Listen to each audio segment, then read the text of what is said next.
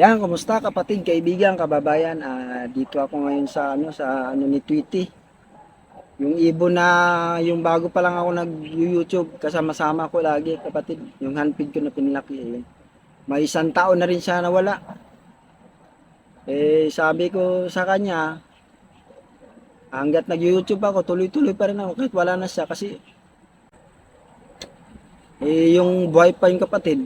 Ano kasi, may pangarap kayo magka ano sana yung magka silver button da pangarap lang naman, kaya hanggat nandito pa ako gumagawa pa rin akong video kahit wala na siya.